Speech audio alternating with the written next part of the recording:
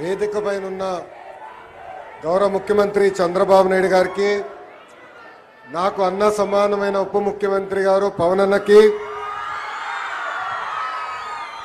రవాణా శాఖ మార్చులు రామ్ ప్రసాద్ రెడ్డి గారు ఈ కార్యక్రమానికి రాలేకపోయారు. వేదిక పైన ఉన్న శాసన సభ్యులకి, మెంబర్ ఆఫ్ పార్లమెంట్లందరికీ పేరు పేరున నా హృదయపూర్వక నమస్కారాలు. భూమి కంటే ఎక్కువ భారం మోసేది మహిళ. ఏ రంగం తీసుకున్నా కూడా మహిళలు నంబర్ 1. ఆవకాయ పట్టాలన్నా మీరే, అంతరిక్షానికి వెళ్ళాలన్నా కూడా మీరే.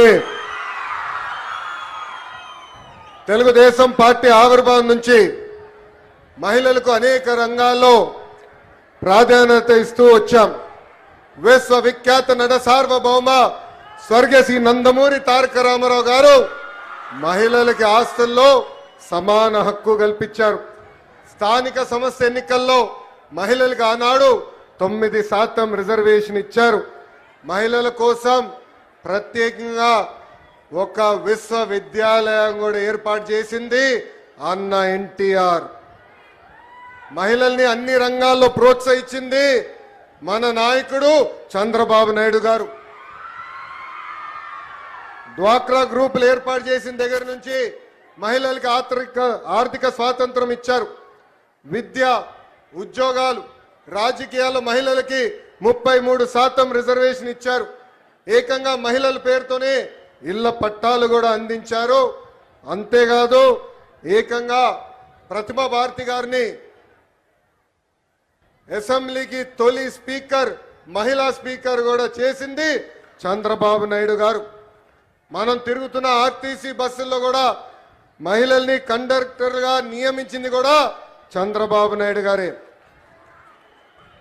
స్త్రీ శక్తికి ఎదురులేడు. నేను విద్యాశాఖ మంత్రి అయిన తర్వాత షైనింగ్ స్టార్స్ అనే కార్యక్రమం పెట్టా. ఆ కార్యక్రమంలో 10th క్లాస్, 11th క్లాస్లో, 12th క్లాస్లో బాగా చదువుకున్న పిల్లల్ని తీసుకొచ్చి సన్మానం చేస్తా. ఆ కార్యక్రమంలో నేను చూసా, ఎక్కడి మహిళలే వచ్చారు, ఆడపిల్లలే వచ్చారు. 85% మంది ఆడపిల్లలే. అసలు అక్కడ మగవాళ్ళు ఎక్కడున్నారా అని ఎతుక్కునే పరిస్థితి. ప్రతిపక్షంలో నేను ఉన్నప్పుడు మంగళగిరిలో స్త్రీ శక్తి పేరుతో అనేక సంక్షేమ కార్యక్రమాలు చేశా. దాంట్లో ప్రత్యేకంగా మహిళలకు కుట్టు మెషిన్లు, బ్యూటీషియన్ కోర్సుతో పాటు వాళ్ళకు కావాల్సిన పనిముట్లు కూడా ఆనాడు అందజేశాం.